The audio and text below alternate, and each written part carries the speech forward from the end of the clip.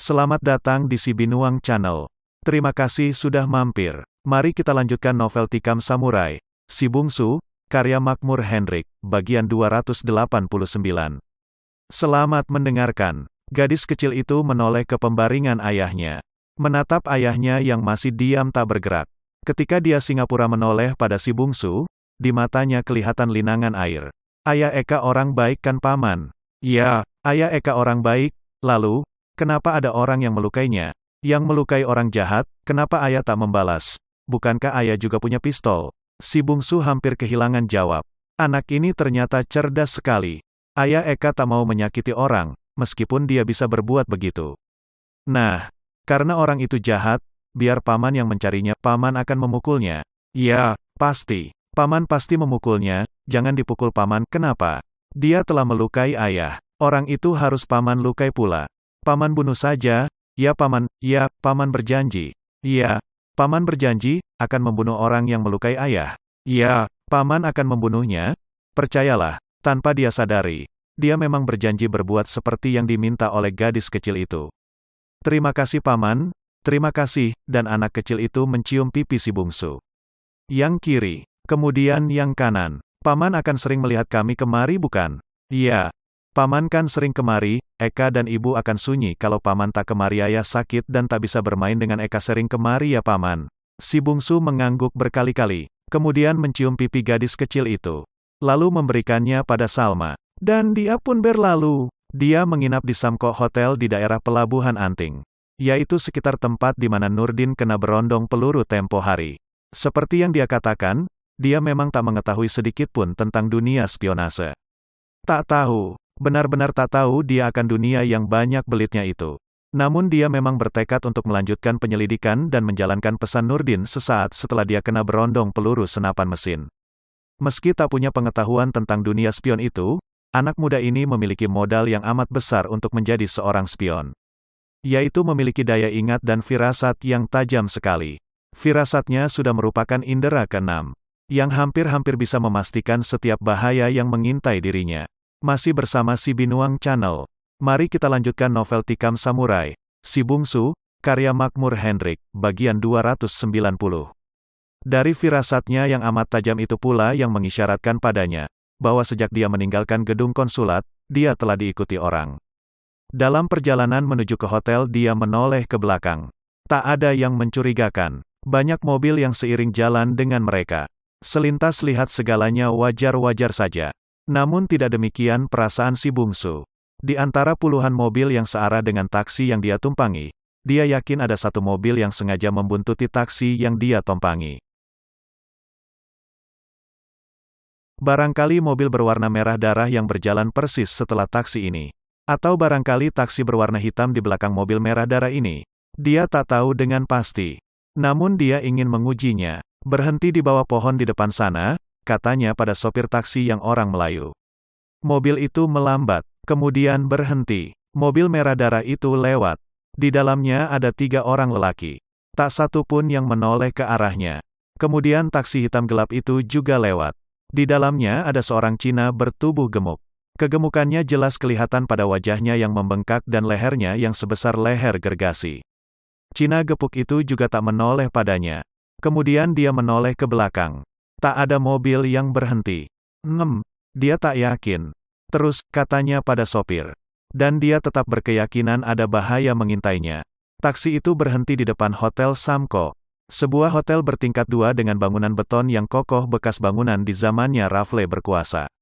Seorang gadis Cina cantik menerimanya di bahagian penerimaan tamu. Mau kamar tuan? Tanya gadis itu. Si bungsu mengangguk, meletakkan koper kecilnya di atas meja resepsionis.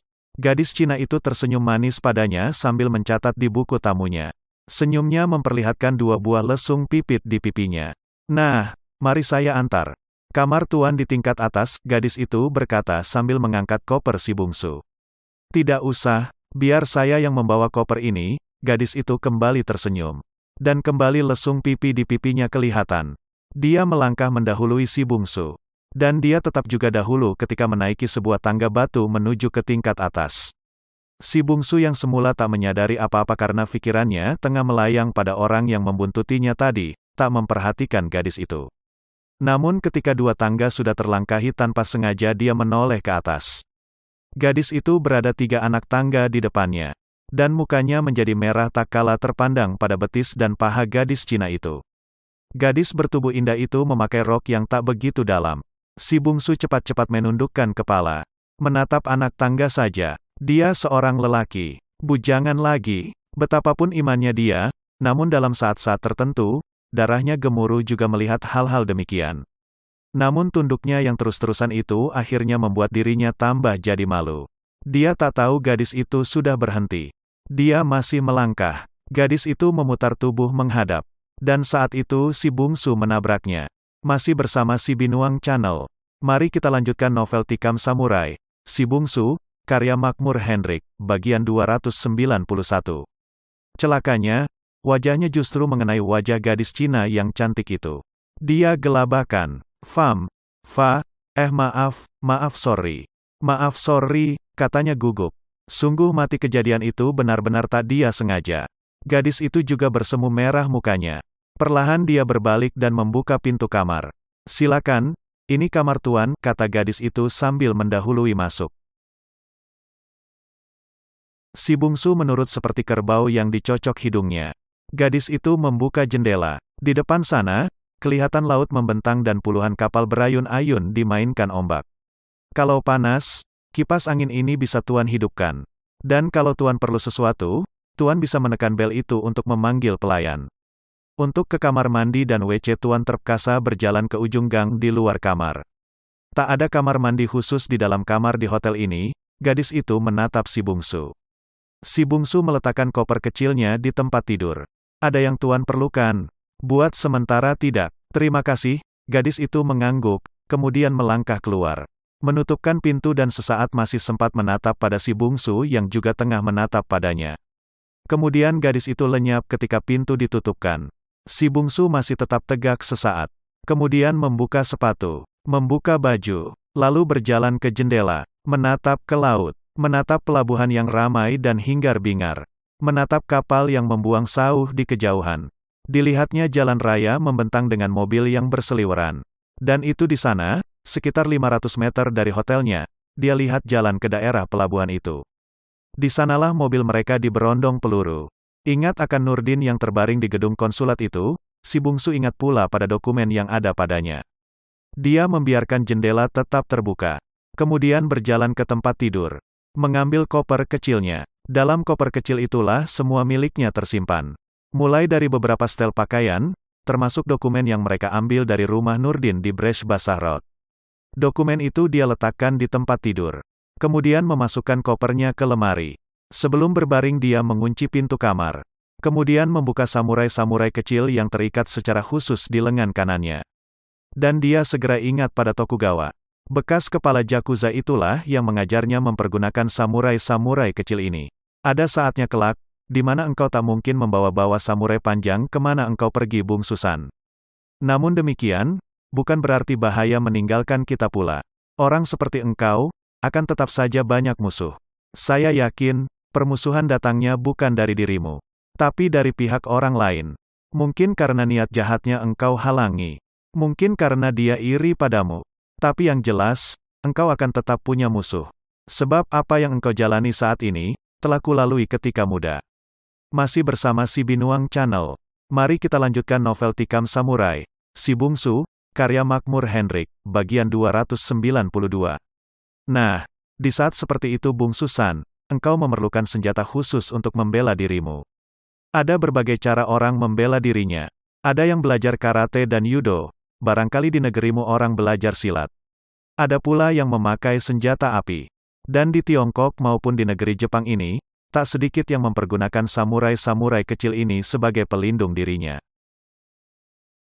Samurai ini sangat efektif, tak menimbulkan bunyi, dan kalau dia diikatkan secara khusus di lengan, ditutup dengan lengan baju, maka tak seorang pun yang menyangka bahwa engkau memiliki senjata ampuh, dan Tokugawa memang mengajarkan si bungsu mempergunakan samurai yang panjangnya tak sampai sejengkal dengan besar sekitar sejari. Selain itu dari Kenji dia belajar dasar-dasar judo dan karate. Dia kurang tertarik pada judo dan karate. Sebab dahulu pun ketika ayahnya menyuruh belajar silat, dia juga sangat tak tertarik. Ternyata samurai-samurai kecil itu telah menolongnya sangat banyak ketika melawan komplotan penjual wanita beberapa hari yang lalu di Jalan Bresh Basah. Samurai-samurai kecil itu dia letakkan di atas meja. Lalu dia berbaring, membalik-balik dokumen itu. Untung saja dokumen itu tertulis dalam bahasa Indonesia. Dia melihat beberapa peta, beberapa foto, beberapa alamat dan nama-nama, peta kota Singapura yang ditandai. Kemudian peta kota Jakarta yang juga ditandai di beberapa bahagian. Dan saat itu pula pintu kamarnya terbuka dengan paksa. Dia terlonjak bangun. Namun pada saat yang sama, seorang lelaki yang lebih mirip babi gemuk, sudah tegak di sisinya. Cina gemuk yang tadi berada dalam taksi hitam pekat. Aneh, segemuk ini tubuhnya, kenapa dia tak mendengar langkah Cina itu ketika naik? Dan lagi pula, buku-buku tangannya nampak membengkak. Tak pelak lagi, ketika tadi dia mendapatkan pintu kamar anak muda ini terkunci, dia telah mempergunakan buku tangannya memukul hancur pintu tersebut. Sebelum si bungsu dapat berbuat lebih banyak, tangan Cina itu yang besarnya lebih kurang sebesar paha si bungsu, terayun. Si bungsu menunduk, namun tangan gemuk seperti perut babi itu alangkah cepatnya bergerak. Kepala si bungsu kena gebrak. Anak muda itu segera terbanting. Pukulan itu bukan main dahsyatnya. Tubuh si bungsu terangkat, terlambung dan menabrak lemari. Kaca lemari hancur. Tubuh si bungsu terpuruk ke dalamnya. Terlipat dan tak bergerak. Cina gemuk itu benar-benar yakin pada pukulannya. Dia tak acuh saja pada si bungsu. Dengan tenang dia mengumpulkan dokumen yang tadi dibaca si bungsu yang kini berserakan di lantai. Ketika beberapa orang yang menginap di kamar sebelah menyebelah melihat ke kamar itu, Cina gemuk itu menoleh pada mereka. Tersenyum dan senyumnya memperlihatkan giginya yang kuning. Mungkin ada sekitar 2 kilo taik gigi bersarang di giginya yang setengah gondrong itu. Tak ada apa-apa lah, hanya sikit gelut-gelut. Wi punya kawan bobo dalam lemari hehe, Cina itu coba menjelaskan pada pengunjung di pintu kamar. Para pengunjung tadi undang itu cepat-cepat menarik diri. Masuk ke kamar mereka, takut dibawa serta pula dalam gelut-gelut, seperti yang dikatakan raksasa sipit itu. Dan takut kalau disuruh tidur pula dalam lemari. Masih bersama si Binuang Channel. Mari kita lanjutkan novel Tikam Samurai, Si Bungsu, karya Makmur Henrik, bagian 293. Selesai membenahi dokumen, Cina gemuk itu pula berjalan ke pintu tanpa menoleh pada tubuh si bungsu yang entah hidup entah sudah berpulang ke akhirat. Dia melangkah sambil mulutnya dimonyongkan. Lalu terdengar siulnya perlahan seperti bunyi peluit kapal pecah.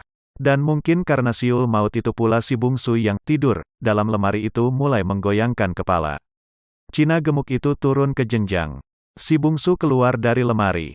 Bahunya luka dimakan kaca. Kepalanya berdenyut-denyut. Sempat 2 kali aku dihantam Cina itu, maka aku pun sampailah di jembatan Siratul Mustaqim, pikirnya.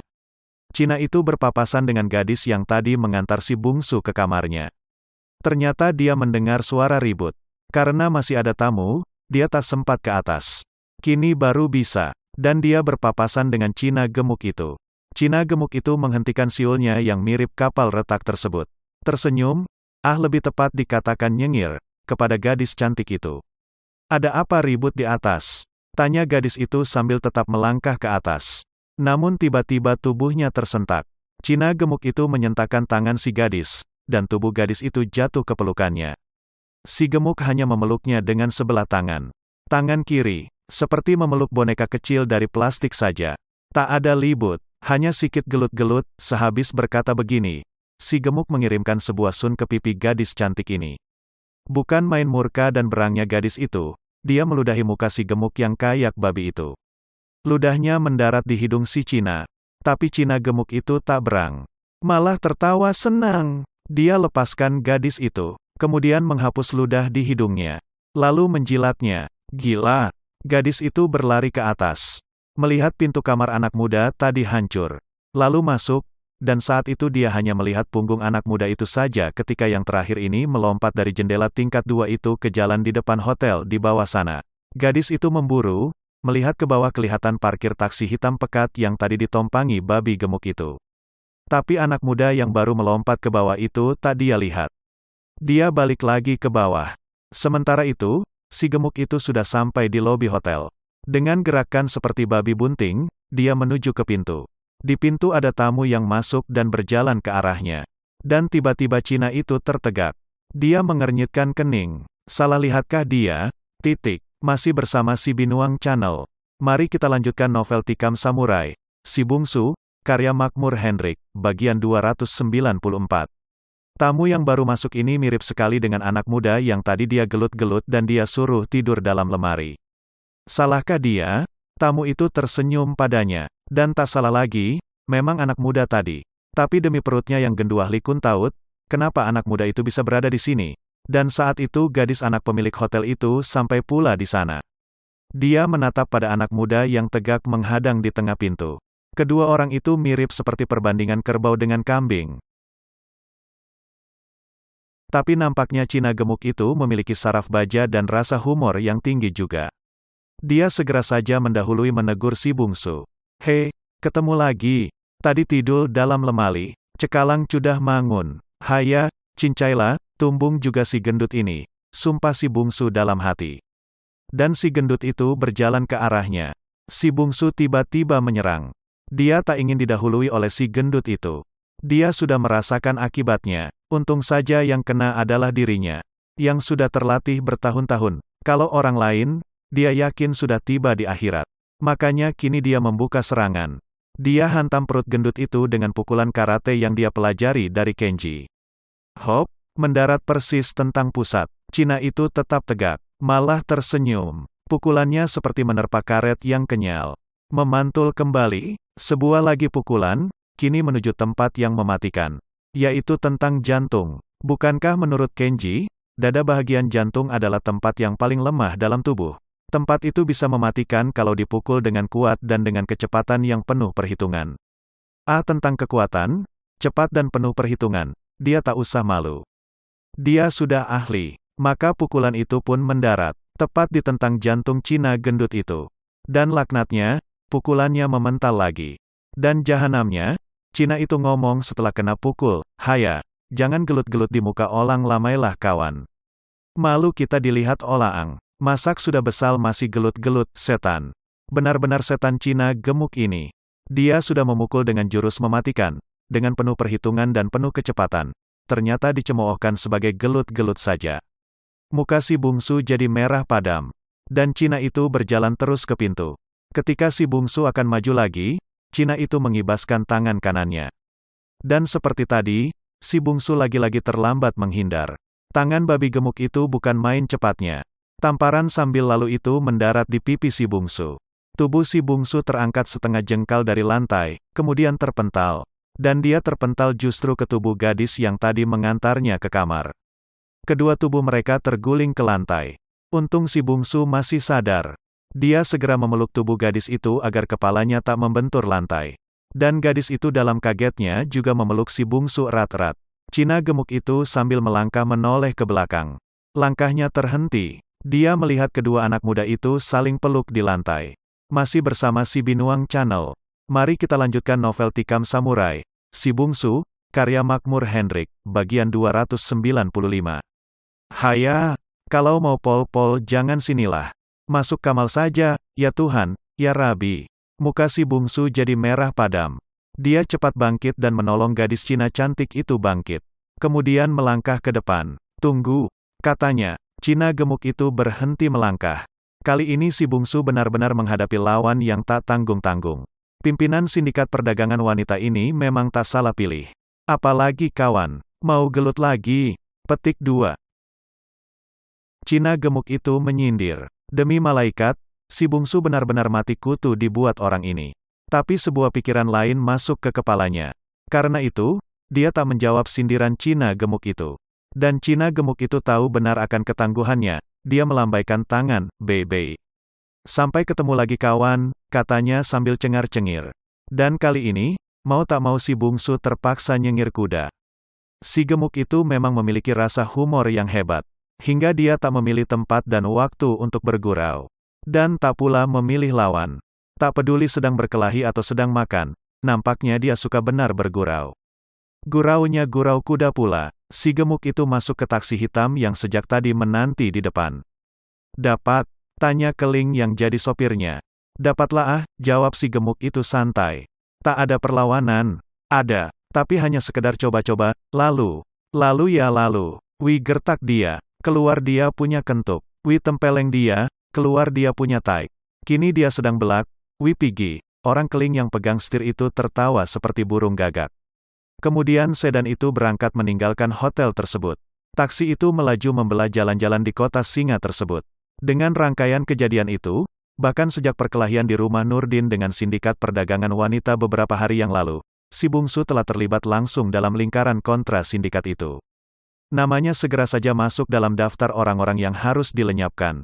Dan si Cina gemuk yang meninggalkan si bungsu dalam keadaan hidup di Hotel Samko itu ternyata telah membuat kekeliruan. Dan kekeliruan itu segera harus dia bayar begitu sampai di markasnya. Markas mereka terletak di sebuah taman yang mirip hutan yang bernama Bukit Merah. Sebuah rumah yang terletak 50 meter dari Jalan Henderson, kelihatan angker. Dari jalan rumah itu tak kelihatan. Hanya nampak sebuah jalan masuk yang dipenuhi pohon-pohon serta pinang merah. Berpagar tinggi. Kesanalah taksi hitam legam itu meluncur.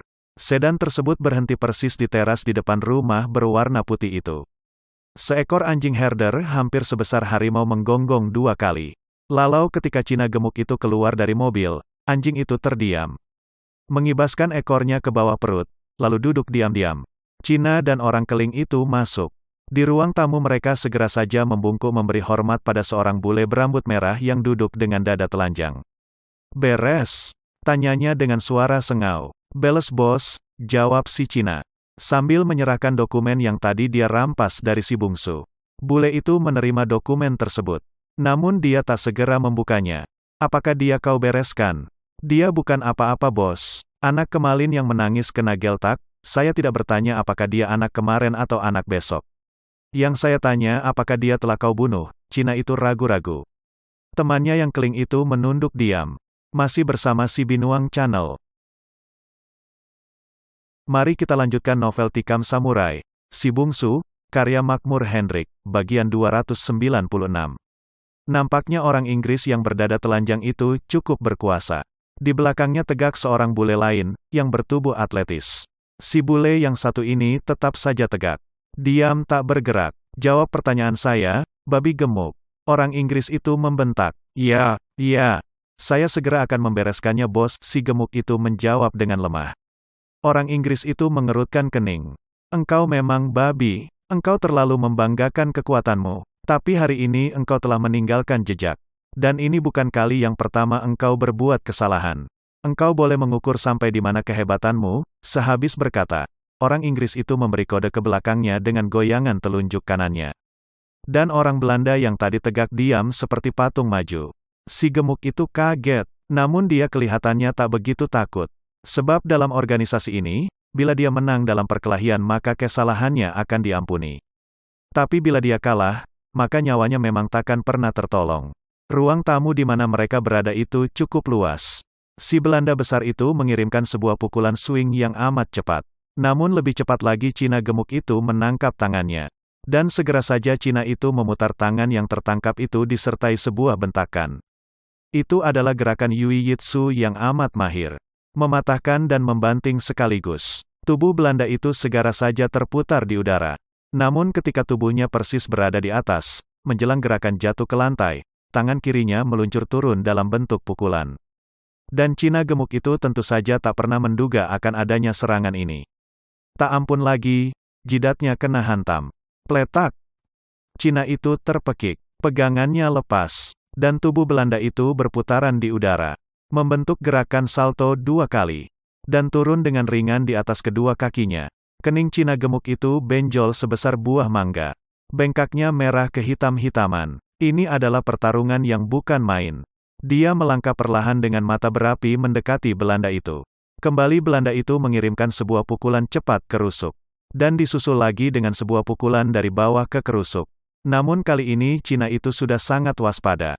Dia mengelak dengan memiringkan tubuh.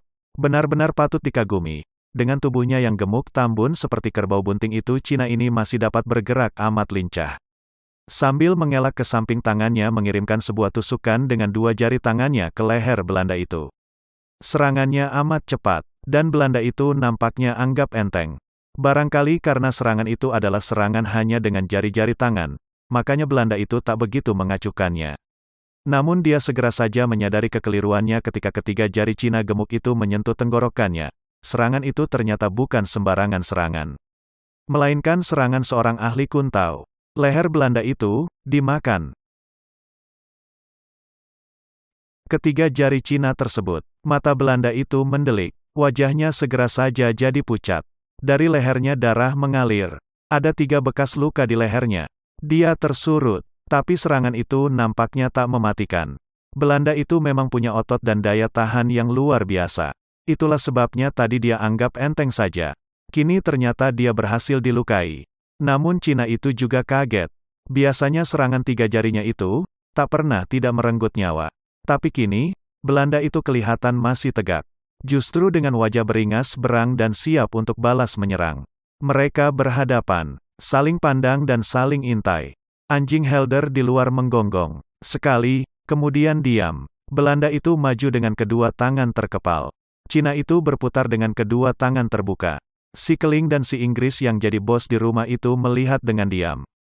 Tapi diamnya bos itu berlainan dengan diamnya si Keling. Si bos diam dengan suatu kenikmatan melihat pertarungan itu. Sementara si Keling dia dengan peluh bercucuran. Dia berharap agar si gemuk itu keluar sebagai pemenang. Sebab, meski dia termasuk dalam rangkaian tugas untuk melenyapkan anak Indonesia di Hotel Samko itu. Terima kasih sudah bersama Si Binuang Channel. Jangan lupa mampir pada bagian selanjutnya novel Tikam Samurai, Si Bungsu karya Makmur Hendrik.